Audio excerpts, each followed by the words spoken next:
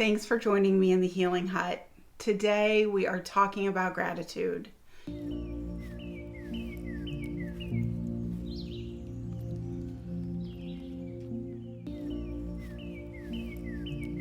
It has been a funky month or so for me, and I realized that it was time to open up my toolbox, re-engage in some basic tools that I have and shine them up, sharpen them, discover new ones.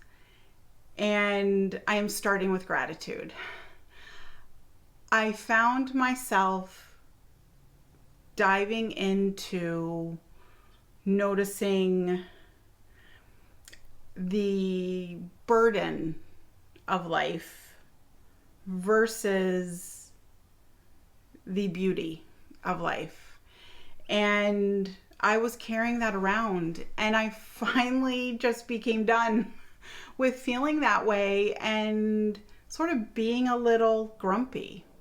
So as I ran my finger across my bookcase and dug around in some of my journals and my notes, I decided to start with gratitude because I'm not sure I was totally feeling it. And so we're feeling it now. We are re-engaging. And I want to share with you some neuroscience stuff because I totally geek out about how our brain is working with our energetic field as well as our physical body. And the science is pretty amazing around gratitude. So, what is gratitude? Gratitude is defined as the quality of being thankful. It is readiness to show appreciation for and return kindness. So a give and take, to show appreciation for, to receive, and to give kindness, to return kindness. There is a gentleman, Robert Emmons, who is a psychologist and one of the lead researchers on gratitude. And Robert Emmons defines gratitude as saying yes to life. And he shares that it is, when you are in gratitude, that it is the most authentic way to live, being in gratitude. That's my goal here, is to move back to this authentic place that I've lived in before. So I know what it feels like and I know how amazing it can be. And I simply took a weird path. So, gratitude. Let's talk about gratitude. Gratitude is a choice. It is a practice. And you may be sitting here feeling like, I am so grateful for all the things that I have in my life, and that you feel you have a gratitude practice. Please keep going. Please share that energy with this world. I also encourage you to keep listening because there's some really cool information about how it is impacting our physical body and our energetic mental body. And hopefully will give you reason to practice deeper. So making this choice to notice the magic and the miracles in a deeper way is where gratitude creates this foundation for us to find joy and happiness. It physically and mentally leads us to joy and happiness. It's amazing. So some of you may feel like you're doing gratitude, but are also in this place of feeling stagnant, feeling like you're doing all the manifestation things and you're not manifesting, and feeling like you're really just stuck. And that's where I was. I've slowly shifted that, and I can feel that shifting even deeper for myself after really tuning into the whole gratitude work that I've been doing. And it's not that I wasn't grateful for what I was surrounded by. It's really that I just wasn't noticing. And when we notice, we start to build momentum in our lives, and joy becomes present, happiness, this ease about life becomes magnified, and we begin to move from a place of heart versus mind. Our mind, our ego, wants to keep us safe, and it wants us to stay on guard. And so our mind and our ego just doing its job. Like, we're not dissing it here, but we can work with it in a better way. But it's just doing its job of keeping us safe by us noticing the things that we should be on guard about. The fear, the bad stuff, the frustrations. And when we step into being in gratitude and moving from our heart, the actual brain starts to shift. And the goodness begins to outweigh the bad. And we send that energy out into this world, and we begin to create good. And we start to drop the judgment of ourselves and of others. We have plenty of that in this world. And we start to drop the fear, the disbelief, the unsureness of this life. And our entire being shifts. We shift, and our life shifts. And so one of the researchers, Andrew Huberman, he has a podcast. He is a professor at Stanford. He's a psychiatrist, and he's also on YouTube. He talks about how the impact of gratitude actually changes our brain. And so when we are in deep, real, not faux gratitude, when we're pretending to be grateful for something, when we're listing off our 5 things, I'm happy, I'm grateful for my kids, I'm grateful for my family, I'm grateful for my house, I'm grateful for my car.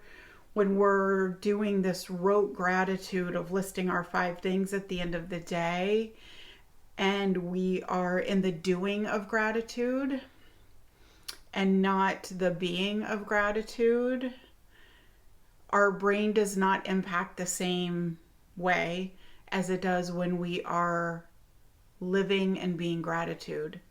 So when we are in that deep gratitude, serotonin is released, and these neurons start to fire within our brain that moves us closer to that experience of gratitude, that deep appreciation. And as our neurons, the serotonin's moving and our neurons are firing, it literally, those good neurons, like I mentioned earlier, are pushing out those negative neurons, so that he says we start to lean into the experience. And if you think about that, when we are moving from a place of joy and happiness, we are leaning into life. And so by being in this deep appreciation of what surrounds us, who we are, being appreciation of who we are right now. allows us to lean in to the magic and the miracles of this life and lean into the opportunities that start to present themselves, because we can finally see them. We can finally see them because we have stirred up energy. Our neurons are firing in all the best ways. So our physical body's relaxing into the moment. Our energetic body is expanding into the moment. And the world is responding around us. Amazing. Truly amazing. So if you've heard of Jim Quick, he's a brain coach. He is so incredibly interesting. I encourage you to check him out. It's KWIK, I believe. But I'm just going to read. When he talks about gratitude, he asks, what if the only things in your life tomorrow are the things, the people, the opportunities you expressed gratitude for today? So what if the only things you express gratitude for today appear tomorrow? What would your life look like? Would it be full and vibrant because you're seeing everything around you in its beauty? Or would it be awfully quiet? And how would you be living this life? It is a question that I now wake up to every morning after doing this research on gratitude and really understanding what I'm stepping into today. And the gratitude that I get to create and that I get to share and that others get to take in, so that deepens their practice of gratitude. That is the space I want to live. When we are being in that moment and being so present and enjoying that present moment, void of distraction, our chemicals within our body change, our motivation changes. We are more geared towards, like Andrew Huberman said, leaning in. So we lean into movement, to exercise. We lean into focus. We lean into creativity, to conversation, to connections, and to being with a life that we get to create. Even amongst the chaos, I'm not denying that there is a lot of chaos in our lives. And some of it, you've heard me talk about this before, some of it are tiny little weeds, some of it are really big weeds. And we all experience some level of chaos.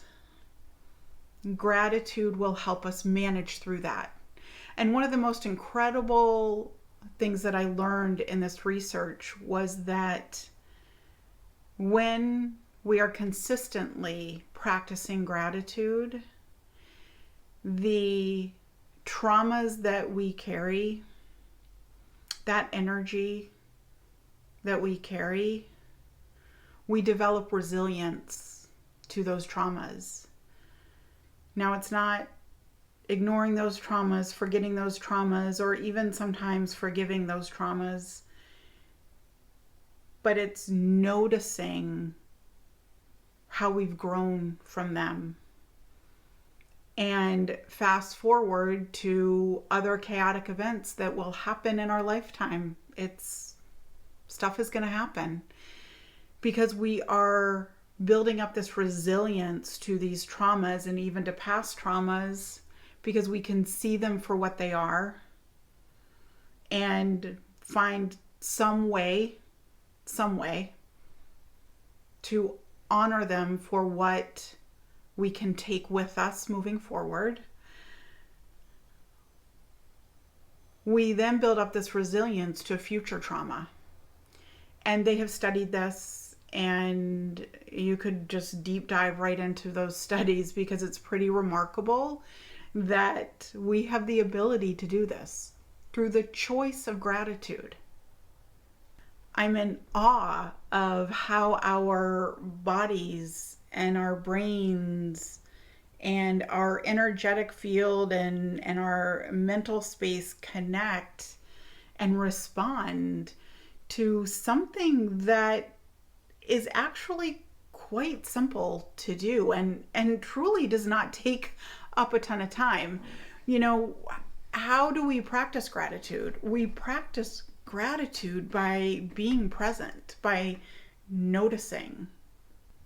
So the overwhelming guidance for developing a gratitude practice and being in gratitude is journaling. Every study I found was ending with a journaling practice. And there were a couple that also said deep thought about what you are grateful for is close enough to journaling so that you can be in meditation and ponder what you're grateful for, rather.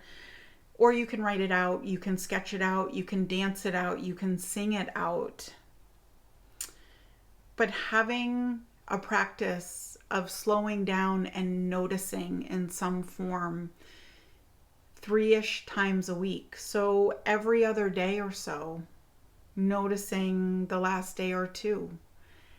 And seeing, back to Jim Quick's point, what you want to see moving forward, what you want to see being grateful today, creating, and happening tomorrow. So another interesting way that Andrew Huberman talks about from a study is, and this is if you just are in a space where you feel like you can't be grateful for anything in your life right now, and that happens, and I encourage you to seek deeper support than this video and a journaling practice. However, if you're in a position where you're really struggling to see and be and feel gratitude, then find a story where you are witness to gratitude happening in the story, where there is moments of deep appreciation within this story. Take that story, read it a few times, jot down a bullet list of what you take from that story, moments of gratitude that move you, words they may have said in the story, pictures of what that moment looked like, and take some time to stop and read those bullet points. Because what they have found is that when you can witness gratitude, you become gratitude. How amazing is that? So when you are witnessing gratitude, your body starts to release serotonin. Your neurons start to fire the good and push out the bad. Your energetic body starts to expand. And you start to lean in to the experience of gratitude. And what that does is that snowballs, so that you start noticing your own places of gratitude. Because now you know what it feels like to be in gratitude. And you can come back to that story or those bullet points over and over again until you get yourself into a place where you can feel gratitude for your own life. It is truly a practice and a choice. So make the choice to be in gratitude by noticing gratitude in others. There are two things we need to remember around gratitude, and the first is you cannot lie through gratitude. Your brain, your energetic body, your heart, your physical body will feel the lie. And so this is something you can't fake it until you make it. You really need to, deep within your soul and your heart, be grateful. And the second one is using comparison as a form of gratitude. So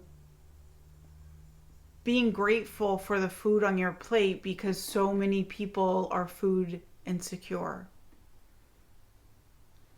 That is comparison. And comparison is not energetically fulfilling. Be grateful for the food on your plate. Allow it to nourish your body. And in turn, if you're concerned about food insecurity of others, go do something about it. Instead of using it as a comparison to make you feel better about the food on your plate. This gratitude work, this practice, this being in gratitude has the opportunity to create so much abundant energy in your life that you can then move from comparison and make an impact on the food insecure, as an example. So we can't lie about it and we can't compare and end up really feeling grateful. And I'm going to add a third. We can't have expectations around gratitude. We can't get upset when someone doesn't say thank you. That's on them. That is about them. What we can do is be in gratitude and notice the small things. So there is a post on social media that has been circling around, and it's something like, instead of noticing the triggers in your life, notice the glimmers. The glimmers are gratitude. The glimmers are appreciation. The glimmers are your neurons firing for you to support you in joy and happiness. Those are the glimmers. So release the triggers, honor them for what they are and how they're moving you forward, and notice the glimmers. So I leave you with this, a quote from Ben Stein, and I'm going to read it so that I get it right. I cannot tell you anything that in a few minutes will tell you how to be rich. But I can tell you how to feel rich, which is far better, let me tell you firsthand, than being rich. Be grateful. It's the only totally reliable get rich quick scheme. Be grateful.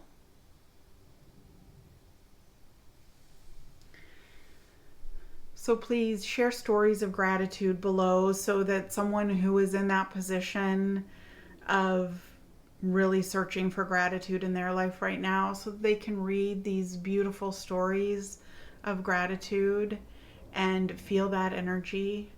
If you have a gratitude practice, please share that.